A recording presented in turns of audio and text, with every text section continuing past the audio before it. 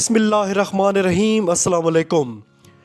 عمران خان صاحب آج آئندہ کے لائحہ عمل کا اعلان کرنے والے ہیں۔ پاکستان تحریک انصاف کے رہنما فواد چودھری کا کہنا ہے کہ عمران خان آج عوام کو راولپنڈی پہنچنے کی کال دیں گے۔ عمران خان صاحب 4:15 پر اہم خطاب کریں گے۔ وائس چیئرمین شاہ محمود قریشی کا کہنا ہے کہ عمران خان کے ٹائیگرز اپنے کپتان کے ایک اشارے کا انتظار کر رہے ہیں۔ اب عوامی طاقت سے ہی انقلاب آئے گا۔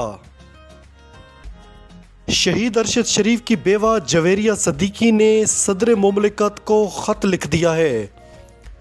انہوں نے خط میں کہا ہے کہ شہید ارشد شریف کے قتل کی مکمل تحقیقات کی جائیں۔ موجودہ حکومت میرے شوہر پر مقدمات درج کر کے ہراساں کرتی رہی۔ جویریہ صدیقی نے کہا کہ میرے شوہر کا قصور صرف یہ تھا کہ وہ طاقتور کے خلاف بولتا تھا۔ میرے شہید شوہر کی تصاویر اور پوسٹ مارٹم رپورٹ کو پبلک کیا گیا۔ اقوام متحدہ کی سرپرستی میں میرے شہید شوہر کی تحقیقات کی جائیں۔ پاکستان دیوالیہ ہونے کے بالکل قریب۔ امپورٹڈ حکومت کی تباہ کاریوں سے پاکستان کا ڈیفالٹ رسک جو عمران خان کی حکومت میں نہ ہونے کے برابر تھا، وہ آج 80% پر چلا گیا ہے۔ مارچ جو عمران خان کی حکومت کا آخری مہینہ تھا، اس وقت پاکستان کو صرف 5% خطرہ تھا۔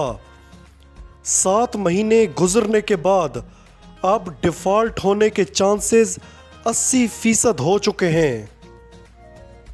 یہ وہ لوگ ہیں جو خود کو تجربہ کار کہتے تھے۔ عمران خان کے اتحادیوں نے جس مہنگائی کا بہانہ بنا کر حکومت چھوڑی تھی، کیا اب ان کو یہ صورتحال دکھائی نہیں دے رہی؟ یقیناً نظر آ رہی ہوگی، مگر سارا ایلفی کا کمال ہے۔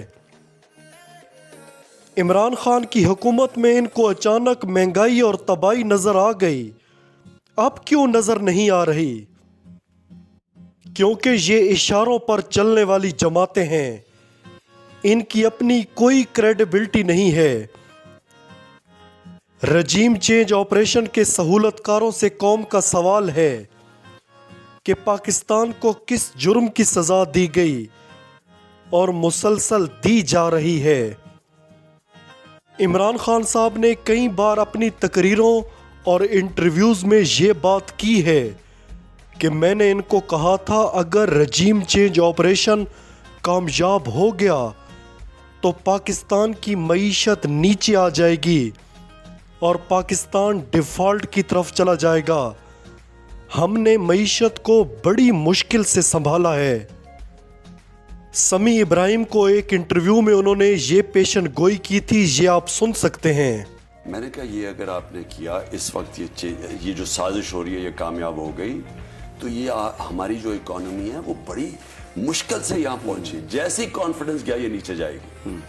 آئی ایم ایف کے اندر انہوں نے لکھا ہے کہ سری لنکا ٹائپ سچویشن ہونے جا رہا ہے پاکستان میں، سوشل سٹرائف ہونے جا رہی ہے، مہنگی، ابھی بجلی مہنگی ہے، ابھی مزید اور مہنگی ہونے جا رہی ہے، مہنگائی اور بڑھنے جا رہی ہے، تو وہ پھر بھی کرسی پر چمٹے ہوئے ہیں۔ پتا ہے کہ ان کے پاس اب کوئی حل نہیں ہے ملک کو اس سے نکالنے کا، لیکن وہ بیٹھے ہوئے ہیں ذاتی فائدے۔ دیکھیں، یہ سب اللہ کی عطا ہوتی ہے۔ وہ جس کی مدد کرنا چاہتا ہے اسے دانائی عطا کر دیتا ہے۔ جس طرح کووڈ-19 میں اس بندے نے ملک کو سنبھالا، میں یقین سے کہتا ہوں کوئی اور حکمران ہوتا تو پاکستان اسی وقت ڈیفالٹ میں چلا جاتا۔ عمران خان صاحب نے جو بھی کہا وہ سچ ثابت ہو رہا ہے۔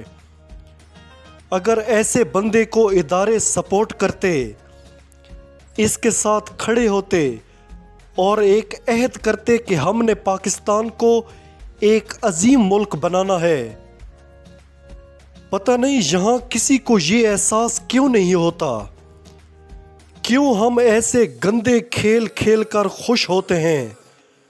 ہمیں کسی کی حب الوطنی پر شک نہیں ہے، مگر یار ملک کی حالت تو دیکھو۔ ایک طرف میں کہوں کہ مجھے اپنی ماں سے بہت پیار ہے، اور دوسری طرف میں اسے تکالیف دوں، اس کی نافرمانی کروں، تو میری محبت، میرا پیار کس کام کا؟